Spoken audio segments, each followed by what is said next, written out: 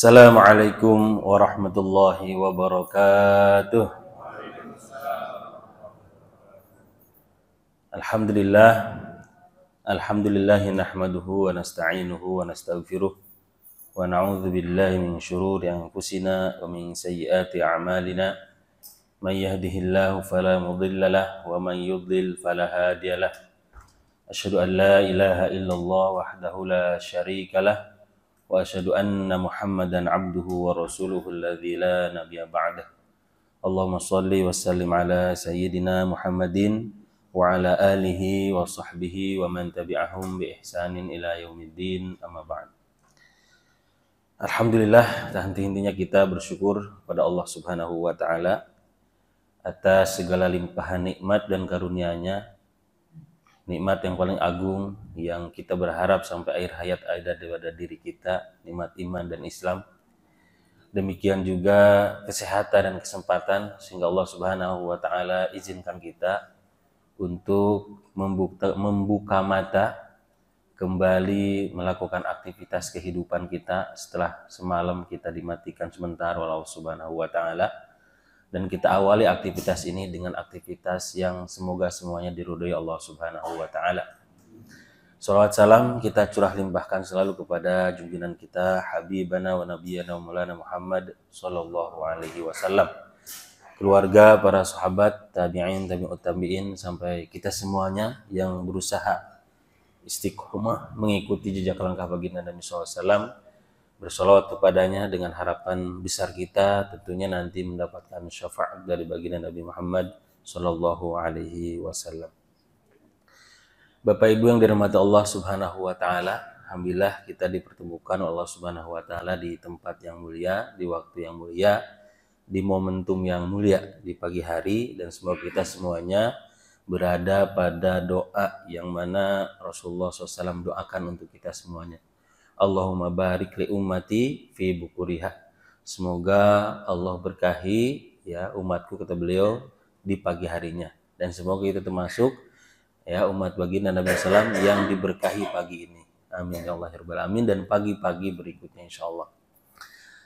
Bapak Ibu yang dirahmati Allah Subhanahu wa taala, pada pagi hari ini saya coba mengangkat tema yang semoga bisa disampaikan dengan baik, dan semoga Allah mudahkan lisan saya untuk menyampaikan, dan semoga semuanya bisa bermanfaat untuk kita semuanya, yaitu berkaitan dengan ya at-thariq ila husnul khotimah, jalan menuju husnul khotimah. Husnul khotimah yang mana kita semuanya tidak asing didengar di pendengaran kita bahwa husnul khotimah itu adalah harapan kita semua. Saya kira mustahil di sini yang hadir tidak berharap husnul khotimah. Boleh angkat tangan yang tidak mau husnul khotimah? Pasti semuanya berharap dan bermohon, bahkan mungkin setiap detik, setiap saat, setiap waktu kita bermohon kepada Allah agar diberikan husnul khotimah. Dan ini adalah bentuk harapan besar kita. Ikhtiar kita sehari-hari dengan melaksanakan ibadah adalah bentuk ikhtiar kita agar mendapatkan akhir yang baik, yaitu husnul khotimah. Ya, memang husnul khotimah ini secara harfiah, husnul artinya hasan atau hasanah, kebaikan, baik. Khotimah adalah akhir. Maka husnul khotimah adalah akhir yang baik. Identiknya adalah dengan akhir kehidupan. Kita akhiri kehidupan kita, atau sebagian saudara-saudara kita atau yang sudah mendahului kita bisa melihat dari kehidupan mereka bagaimana ya akhirnya yang husnul khotimah. Dan na'udzubillah jika dalam kondisi su'ul khotimah, akhir yang buruk. Dalam kitab Al-Khotimah ya, karya Abdul Latif Ajibrini ya, beliau mengatakan bahwa yang dimaksud dengan husnul khotimah ini adalah ayyuwaffiqal abdu qabla mautihi, yaitu seseorang yang diberikan taufik oleh Allah Subhanahu wa taala sebelum wafatnya. Jadi husnul khotimah ini bisa jadi dalam kondisi kesehariannya kita melihat secara zahir mungkin dia ini adalah ahli maksiat. Tapi kita tidak tahu ternyata akhir hidupnya dia bertobat dan taufik menyertainya sehingga pada akhirnya wafat dalam keadaan husnul khotimah.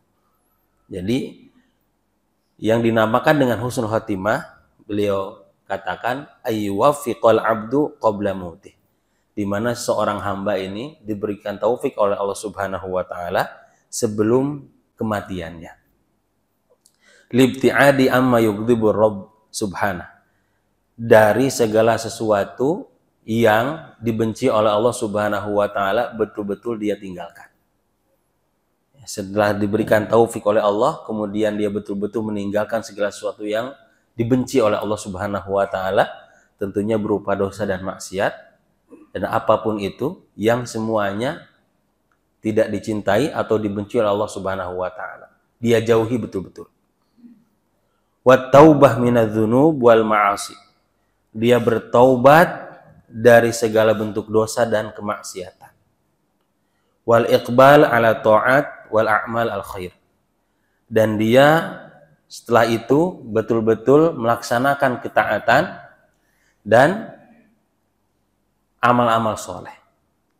Tsumma yakunu mautahu ba'da dzalika ala hadhil hal asana, maka ketika seseorang sudah seperti itu kondisinya menjelang wafatnya, di mana taufik disertai pada dirinya, kemudian dia menjauhi dari segala sesuatu yang dibenci oleh Allah Subhanahu wa taala, dia bertaubat dari dosa dan maksiat, dia senantiasa menjalankan ketaatan dan amal soleh, maka ketika wafatnya bisa dipastikan dia wafat dalam kondisi husnul khotimah. Ternyata husnul khotimah ini, Bapak Ibu yang dirahmati Allah Subhanahu wa taala, pada umumnya kita memahami bahwa husnul khotimah ini hanya orang-orang yang akhir hidupnya mengatakan atau mengucapkan kalimat la ilaha illallah. Dan sedangkan barangkali ada sebagian yang berpikir kalau wafatnya tidak mengucapkan la ilaha illallah, itu wafatnya su'ul khotimah. Ternyata beliau sampaikan di sini, ya, Syekh Abdul Latif Ajibrini dalam kitab beliau Al-Khotimah, bahwa ternyata husnul khotimah ini ada tingkatannya. Ada tingkatannya. Tingkatan yang paling rendah, pertengahan, sampai yang paling tinggi. Karena ketika seseorang dianugerahkan oleh Allah Subhanahu wa taala menuju husnul khotimah, maka Allah akan jadikan akhir hidupnya menjelang kematiannya itu akan diberikan anugerah kemampuan yang mudah untuk melaksanakan amal soleh. Sebagaimana riwayat dari Amr bin Al-Hamaq Al-Khuzai radhiyallahu anhu, di mana Rasulullah Shallallahu alaihi wasallam bersabda, "Idza aradallahu bi'abdin khairan asalahu qabla mautih." Jika Allah Subhanahu wa taala berkehendak kebaikan kepada seorang hamba, maka Allah akan berikan manis dalam kehidupannya sebelum dia wafat. Kemudian ditanya Rasulullah SAW, wa ma'asalahu ya Rasulullah, apa yang dimaksud dengan manisnya itu? Maka Rasulullah SAW bersabda, yuftahu lahu amalun solihun, di mana Allah Subhanahu wa taala bukakan kepada hamba tersebut amal soleh. Jadi dimudahkan beramal soleh. Baina yadai mautih, sampai menuju kematiannya. Hatta yaradha anhu, sampai Allah ridho kepadanya. Nah, ini yang luar biasa. Jadi jangan heran ketika kita barangkali sering melihat orang-orang yang dalam masa hidupnya, ya mohon maaf mungkin kita secara zahir melihatnya ahli maksiat. Tapi ternyata setelah terjadi sesuatu misalnya, Allah jadikan dia kok lebih rajin ke masjid dan seterusnya, tahu-taunya nggak lama setelah itu sakit, wafat. Nah, ini indikasi dan isyarat bahwa dia diberikan anugerah oleh Allah Subhanahu wa taala husnul khotimah. Di hadis yang lain, Rasulullah Shallallahu alaihi wasallam bersabda, "Idza aradallah bi'abdin khairan ista'malahu." Nah, kalau tadi asalahu, kalau ini ista'malahu. Apabila Allah Subhanahu wa taala berkehendak kebaikan terhadap seorang hamba, ista'malahu, Allah pergunakan dirinya itu. Seorang hamba ini dipergunakan, artinya semuanya diatur oleh Allah Subhanahu wa taala. Kemudian ditanya Rasulullah SAW, kaifa yasta'miluhu ya Rasulullah? Apa yang dimaksud dengan isti'mal itu ya Rasulullah? Qala, maka Rasulullah SAW bersabda, yuwaffiquhu li'amali shalih qabla mautih. Di mana Allah Subhanahu wa taala berikan taufik kepadanya untuk beramal soleh sebelum wafatnya. Yang paling indah, yang paling luar biasa adalah tentunya di saat seseorang yang sudah beramal soleh dan betul-betul beramal soleh istiqomah sampai akhir wafat. Nah, itu yang luar biasa. Maka husnul khotimah ini adalah perkara yang gaib. Perkara yang kita tidak bisa mengetahui akhir hidup seseorang, bahkan akhir hidup kita sendiri. Dan inilah tanda-tanda orang yang bertakwa kepada Allah Subhanahu wa taala. Sebagaimana disebutkan dalam Quran surat Al-Baqarah ya, di awal.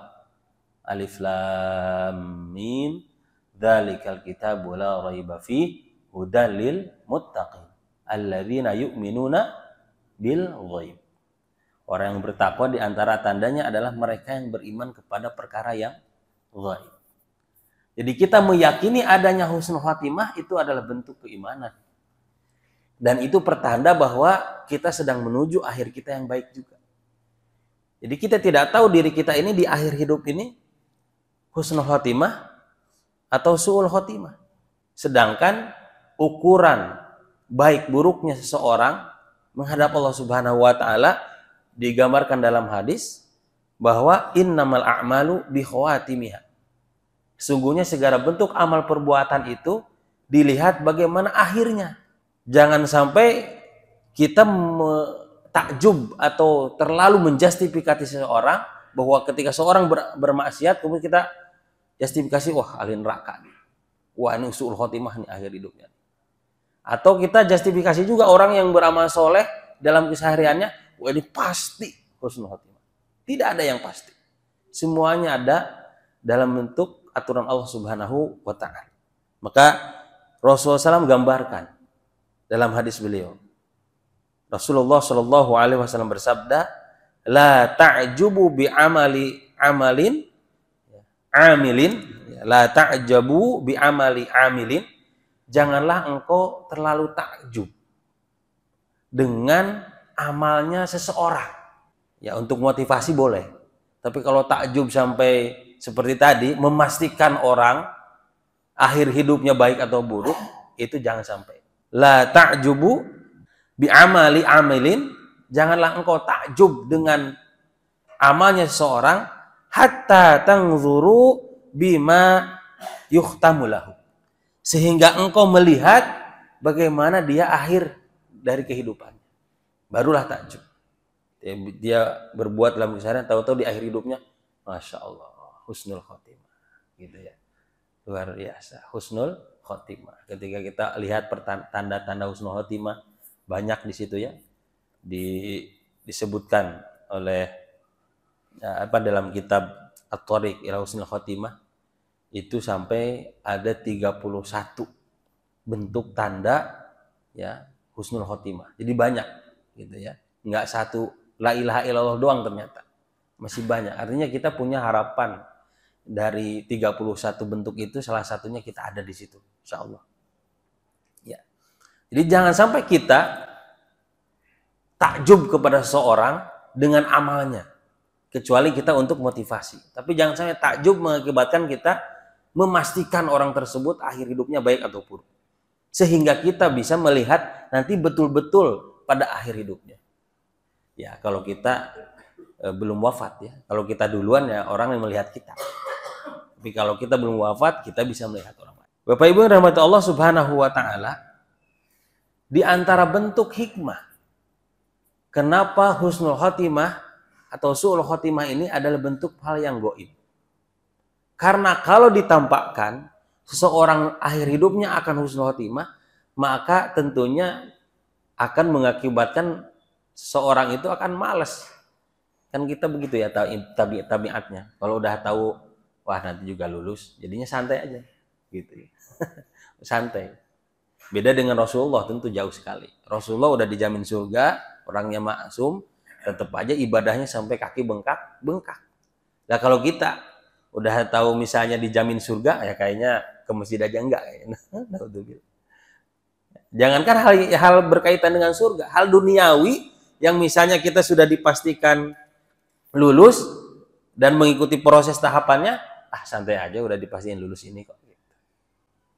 Maka hikmahnya ketika husnul khotimah atau su'ul khotimah ini menjadi rahasia Allah Subhanahu wa taala, agar kita berusaha semaksimal mungkin untuk menggapai husnul khotimah. Dan ketika melihat kondisi ini, para sahabat dan para ulama, para salaf, ketika berbicara tentang husnul khotimah dan su'ul khotimah, mereka itu paling takut dengan su'ul khotimah. Ya, mengejar husnul khotimah, tapi takut dengan su'ul khotimah.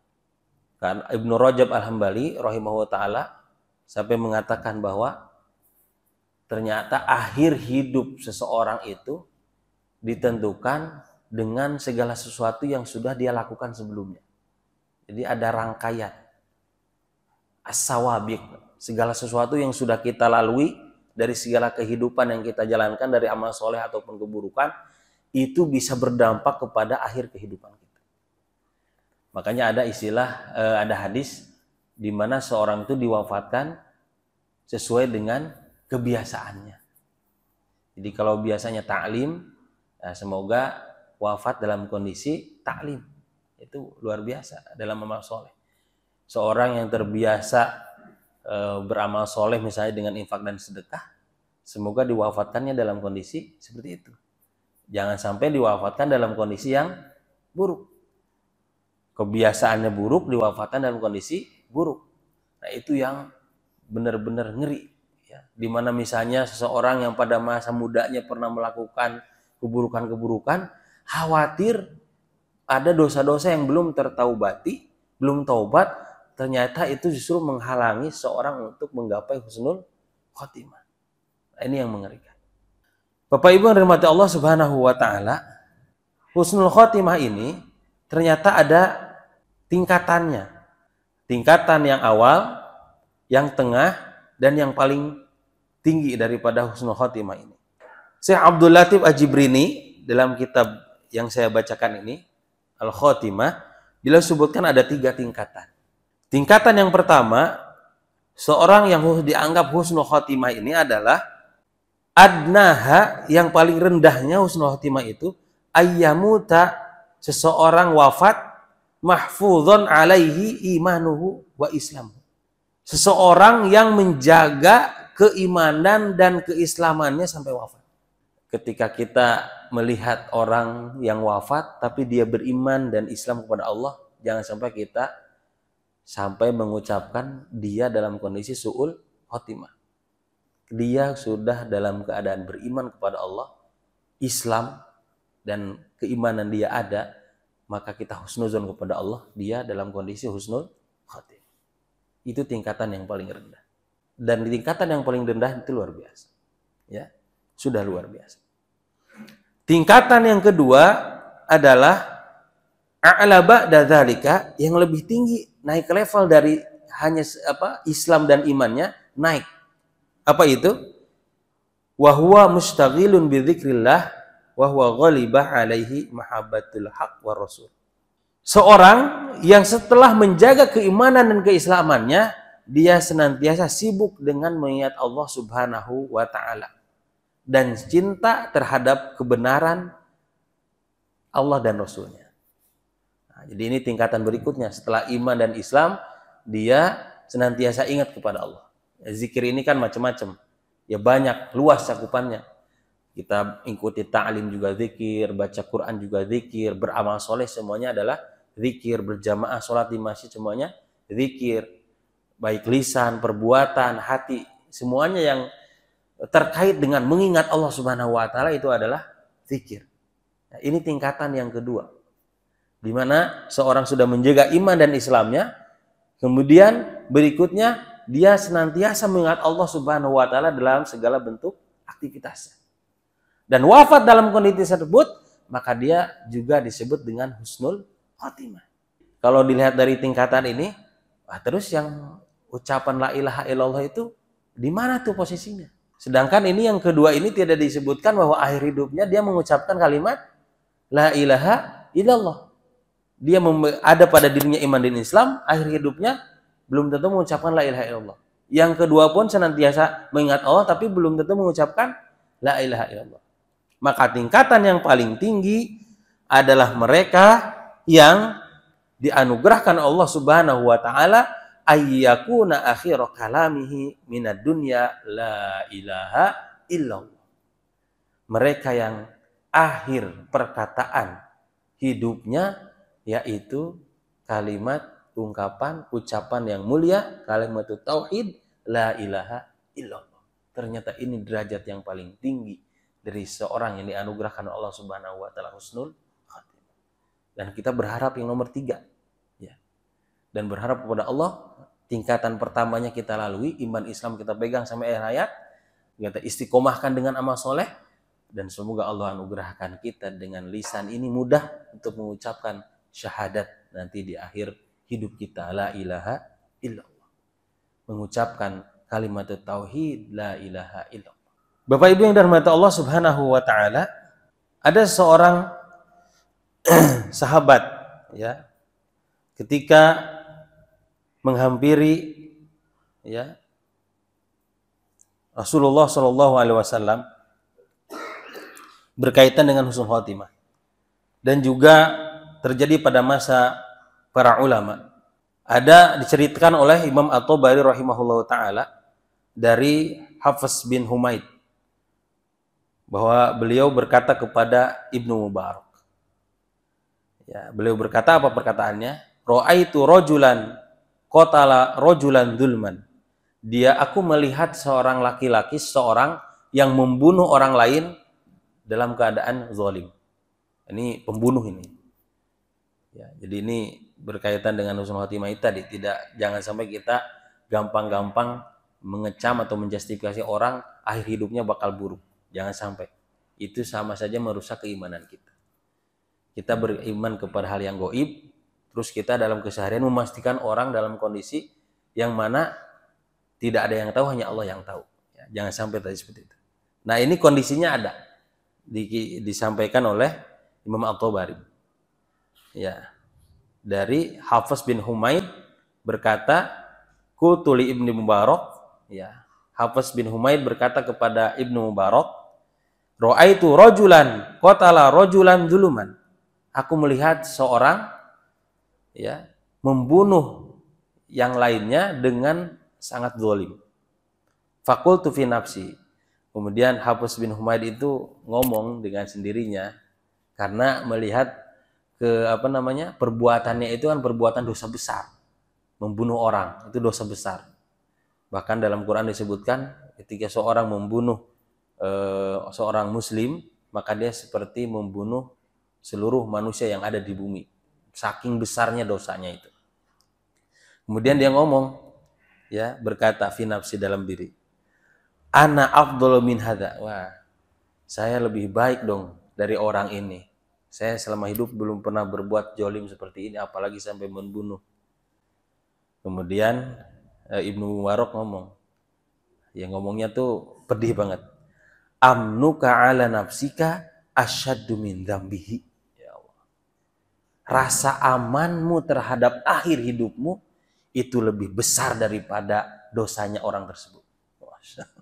Dirasa aman kita, ya, akan akhir hidup kita terhadap dosa orang yang diperbuat, dalam hal ini disebutkan yang membunuh itu, terus kita merasa aman akhir hidup kita husnul khotimah karena melihat orang, ya, yang berbuat zalim, membunuh itu akan terjadi akhirnya yang jelek, terus kita merasa aman dari itu, menjadi menjadi husnul khotimah pada nantinya. Amnuka ala nafsika asyaddu min dzambi.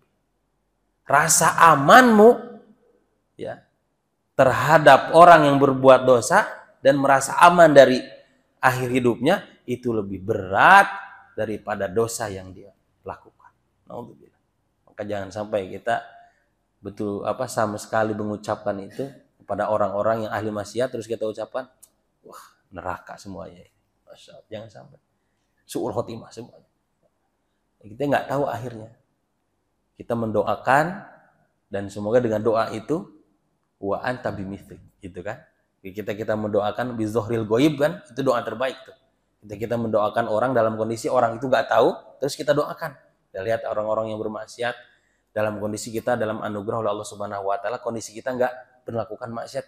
Ya Allah, jadikanlah mereka ini ahli taat, jauhkan mereka dari maksiat, semoga mereka bertaubat, berikanlah mereka hidayah, demikian juga diri ini jadi istiqomah sampai akhir. Maka tentunya malaikat akan mendoakan kita, wa anta bimithlik, dan engkau demikian. Nah, gitu. Jangan sampai kita terucap hal-hal yang buruk, karena kita nggak tahu hal yang goib yang akan menimpa diri mereka itu. Jangan-jangan mereka itu taubat di akhir hidupnya dan dalam kondisi husnul khotimah. Karena di hadis pun dijelaskan, di hadis arba'in itu ada ya hadisnya. Seorang yang beramal soleh dalam semasa hidupnya, bahkan antara dirinya dengan surga itu hanya sejengkal, gitu digambarkan. Ternyata dia berbuat amal ahli neraka, jadilah dia ahli neraka. Gitu. Ada orang yang selama hidupnya beramal ya salah, bermaksiat, sampai antara dirinya dengan neraka itu sejengkal, tapi ternyata pada akhir hidupnya dia bertaubat dan beramal soleh sehingga menjadi ahli. Maka Imam At-Tabari ketika mengomentari redaksi ini, apa yang beliau katakan? Kenapa sampai seperti itu? Bahasanya Ibnu Mubarak, amnuka ala nafsika asyaddu min dzambi, rasa amanmu terhadap dirimu itu lebih berat daripada dosa yang dia lakukan, yaitu membunuh tadi. Apa kata Imam At-Tabari? Li'annahu la yadri ma ya'ulu ila amr. Karena dia nggak tahu apa yang akan terjadi pada dirinya. La'ala qatil yatub, barangkali orang yang membunuh itu nanti pada akhir hidupnya dia taubat. Fatuqbala taubatuhu, terus taubatnya diterima. Wala'ala alladzi ankaru alaih, sedangkan orang yang tadi merasa dirinya rasa aman itu yukhtamu lahu bi khatamis su, akan ditutup hidupnya dengan keburukan sehingga menjadi su'ul khatimah. Naudzubillah. Nah, ini Bapak Ibu yang dirahmati Allah Subhanahu wa taala yang menjadi gambaran bagi kita. Jangan merasa aman dengan amal soleh yang kita lakukan. Teruslah berusaha, teruslah berikhtiar semaksimal mungkin yang kita bisa agar Allah lihat usaha kita sehingga dengan usaha itu dihantarkan kepada husnul khotimah itu. Lantas apa saja sebab-sebab yang menghantarkan kita menjadi husnul khotimah itu yang kita harapkan? Di sini disebutkan dalam kitab At-Thariq ila Husnul Khotimah bahwa di antara sebab-sebab husnul khotimah itu beliau sebutkan ada 10. Banyak ya, ada 10.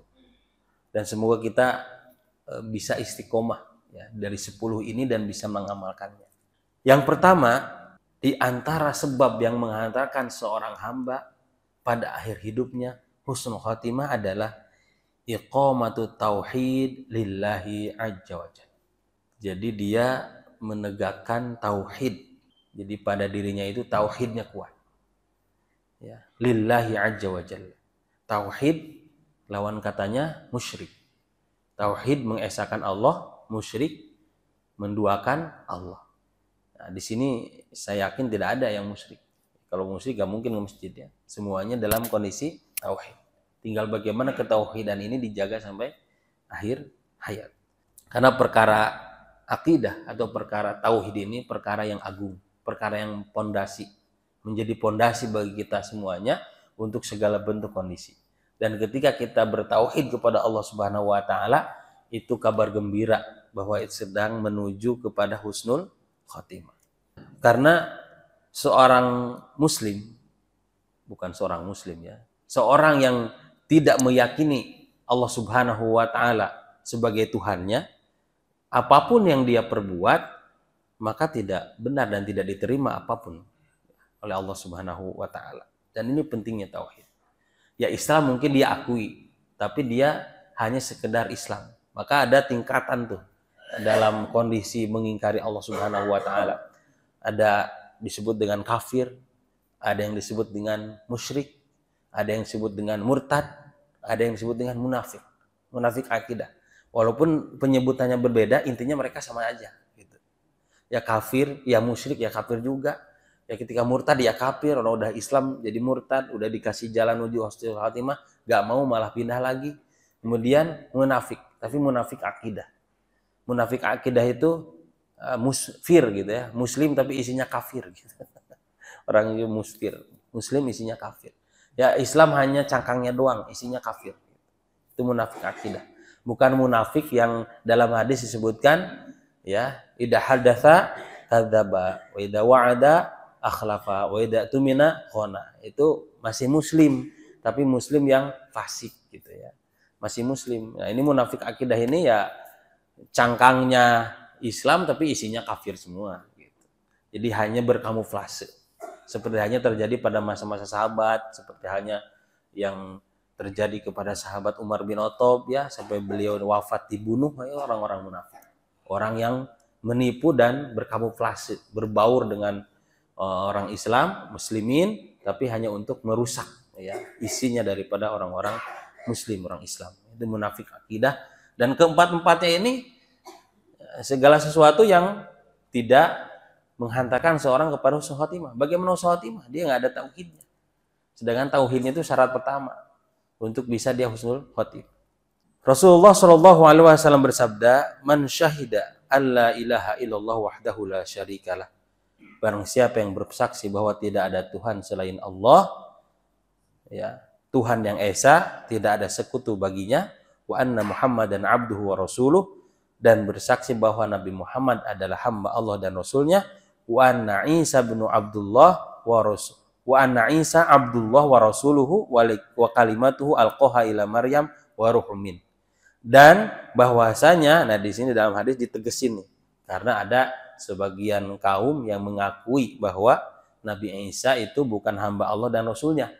Bahkan Nabi Isa disebut dengan Tuhan ya di sebagian agama ya, mohon maaf kalau disebutkan. Ini hadisnya begitu. Wa anna Isa Abdullah wa rasuluhu wal kalimatuh.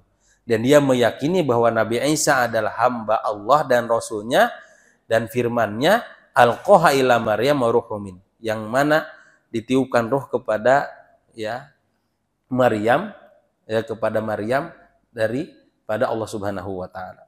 Wal jannatu haqq wan naru haqq adkhalahul jannah ala ma kana minal amal. Ya. Jannah itu, surga itu hak, dan neraka itu hak. Kenapa? Karena ada orang yang tidak mengakui adanya kehidupan setelah kematian. Gitu. Ada orang yang tidak, ya orang-orang mohon maaf ateis itu kan, orang ateis itu nggak yakin, nggak meyakini mereka itu setelah wafat ada kehidupan setelah wafat. Kalau kita sebagai seorang Muslim yang beriman kepada Allah Subhanahu wa taala dan Rasulnya, dan beriman kepada hari kiamat, kita meyakini bahwa hari kiamat itu lebih panjang daripada dunia. Bahkan dunia ini kan digambarkan hanya wal asr, hanya waktu asar doang, kan sedikit banget gitu, wal asr. Sedangkan akhirat itu panjang sekali rutenya itu. Mulai dari gerbangnya kematian gitu ya. Kemudian alam kubur, barzah, kemudian seterusnya sirat, mizan, hisab, terus sampai masuk surga atau neraka. Panjang sekali. Bahkan satu hari digambarkan ya, 1000 tahun. Bahkan tahapannya itu ada yang harinya sampai 50.000 tahun. Panjang sekali. Sedangkan kita hidup di dunia aja hanya baina sitin wa sab'in, antara 60 dan 70. Yang lebih dari itu kata baginda Nabi sedikit. Mayoritasnya umuran segitu, 60-70. Dan itu bisa kita lihat ya kondisinya. Usia 60-70 itu udah warning ya, gitu ya. Jadi insya Allah menuju husnul khotimah. Walaupun sebelum 60-70 juga gak jadi jaminan ya. Karena wafat ini adalah rahasia Allah untuk kita agar senantiasa beramal. Ya, kalau tahu besok wafat, saya yakin nih masjid penuh ini. Jangan ada apa namanya informasi gitu bahwa Anda akan wafat nanti sore. Wah, yakin itu. Seharian di masjid itu gak kemana-mana. Ini bentuk daripada perkara goib itu menjadikan seorang berusaha untuk senantiasa ya beramal. Tapi kalau Anda akan mati sore dalam keadaan husnul khotimah, wah, kayaknya seharian tidur aja deh. Tapi karena kematian ini nggak tahu bagaimana kondisinya, ya itu yang mengerikan itu. Sesuatu yang tidak pasti yang mengerikan itu. Ya, wal jannah haq wan naru haq. Surga itu hak, nar itu hak. Ya. Adkhalahul jannah ala ma kana minal amal. Ya, Allah Subhanahu wa taala akan memasukkan seorang kepada surga dengan amal perbuatannya. Ya, karena di surga itu kan ada bertingkat-tingkat ya. Ya, dari surga yang paling luar biasa, yang paling Masya Allah, digambarkan surga Firdaus sampai paling bawah. Dan kemudian setiap surga itu ada tingkat-tingkat yang paling tingginya. Seperti digambarkan orang ahli Quran, Iqra wartaqi gitu ya. Baca dan naiklah. Karena tingginya surgamu itu sesuai dengan bacaan Quran terakhirnya di mana gitu ya. Ada yang menggambarkan bacaan Quran ini yang dimaksud dengan hafalan. Ada yang mengatakan sebut dengan bacaan. Ya, mau bacaan mau hafalan yang penting kita baca Quran dah. Ya. Insya Allah kita bagian daripada yang bisa surganya tinggi insya Allah ya. Syukur-syukur kita bermohon dengan surga Firdaus. Ya walaupun kita tahulah amal ibadah kita sehari-hari seperti apa, dosa tahu kita diri kita, tetap ya disunahkan, ya dianjurkan, bahkan ditekankan oleh baginda Nabi kalau minta surga Firdaus. Ya analoginya ya kalau bercanda, ya kita kalau bercita-cita tinggi banget, ya kalau misalkan jatuh nyangkut lah minimal di jemuran gitu kan. Begitu masih nyangkut gitu ya. Ya kondisi kita, kehidupan kita paham seperti apa, bahkan dalam syair Abu Nawas itu kan seringkali disebutkan lastu lil firdausi ahla, sampai begitu ya, merengeknya Abu Nawas tuh dikatakan itu syair beliau sebelum wafatnya katanya ya. Memang Abu Nawas seperti ya seorang yang sering ngelucu ya, tapi ternyata bagian dari syair-syairnya itu maknanya luar biasa. Di antaranya itu ya, lastu lil firdausi ahla, dalam syair yang panjang itu. Ya Allah, aku ini bukan ahli surga Firdaus, tapi juga gak kuat kalau masuk neraka gitu ya.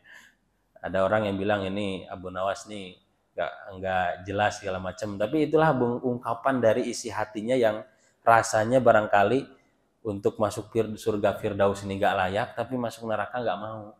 Ya kita paham kondisi kita tahu, maka tetap saja kita doa kepada Allah agar dianugerahkan surga Firdaus dengan ikhtiar yang kita lakukan dalam kehidupan sehari-hari.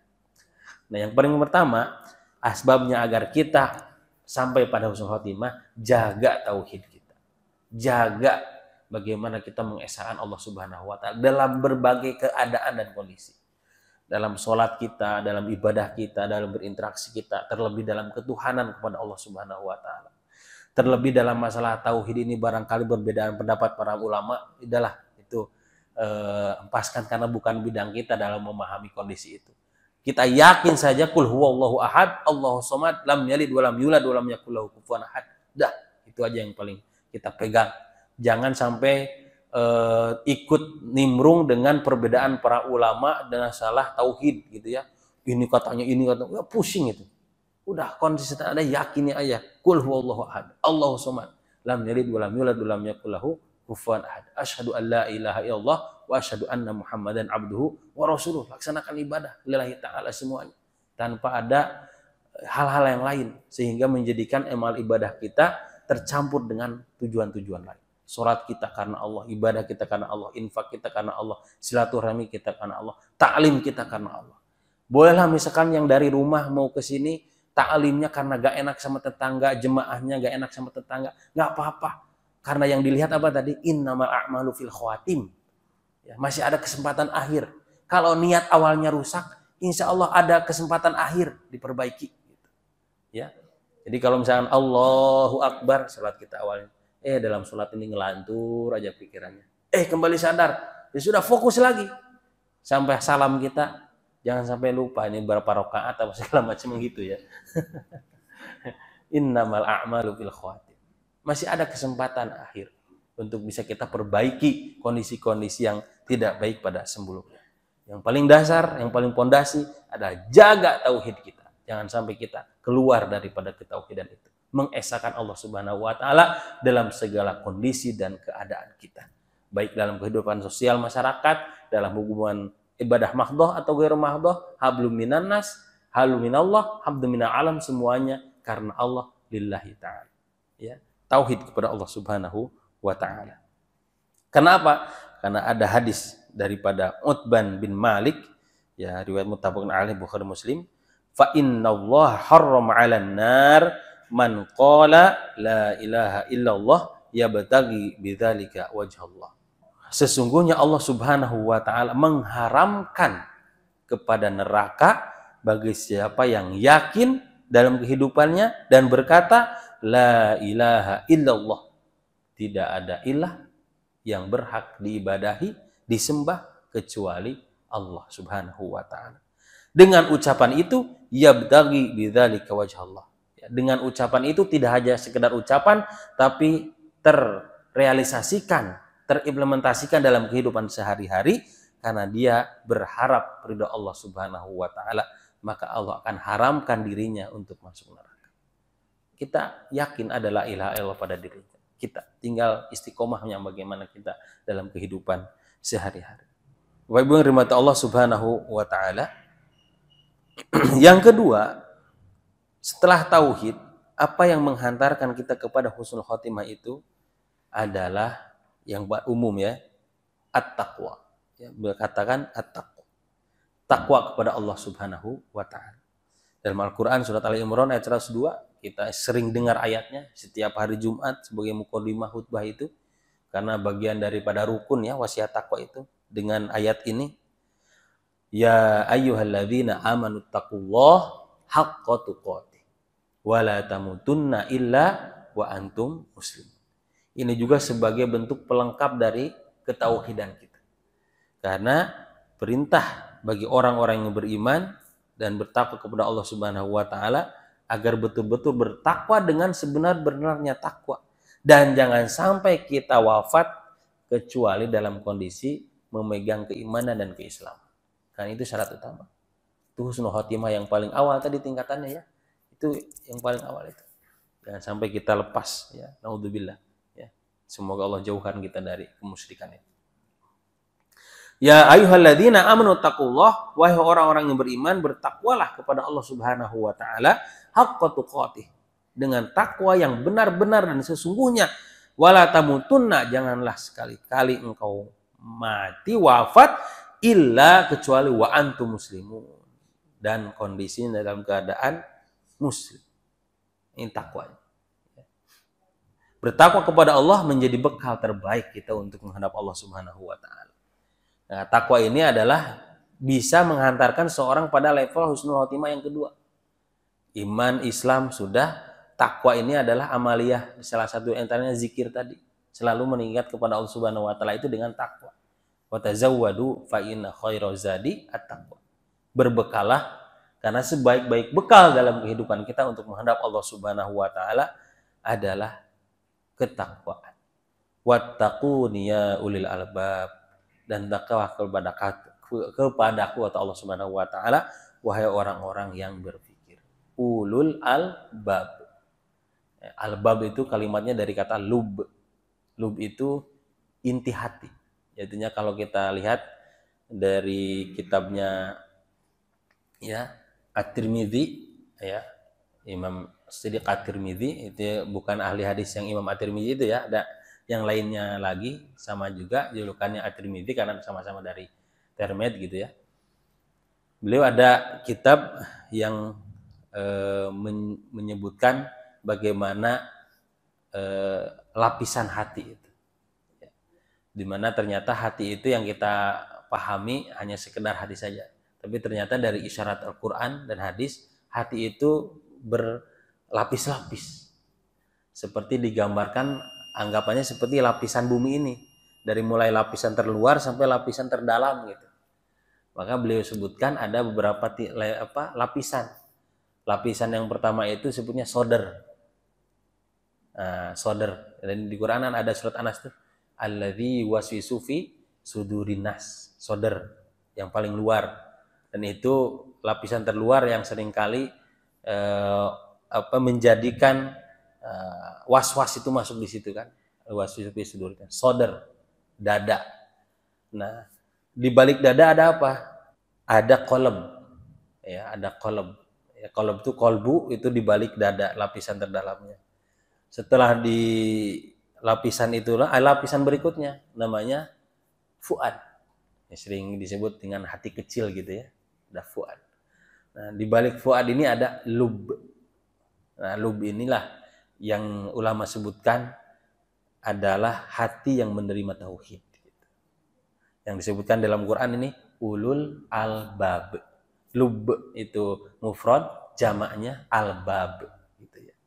Wattaquni ya ulil albab. Karena yang bisa tersentuh oleh oleh ketauhidan ini adalah mereka yang ada lubnya.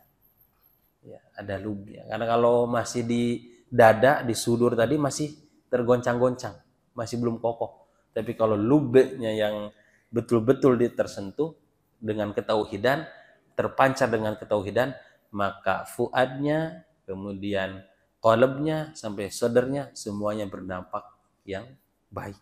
Ya, yang disebut dengan ulul albab. Dan ulul albab ini adalah mereka yang senantiasa bertakwa kepada Allah Subhanahu wa taala.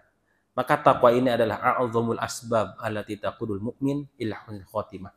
Takwa ini adalah sebab yang paling agung setelah ketauhidan yang menghantarkan seorang kepada husnul khotimah. Karena apa? Karena dengan ketakwaan fahiya sababun litakfiris sayyiat wa maghfirah adzunub.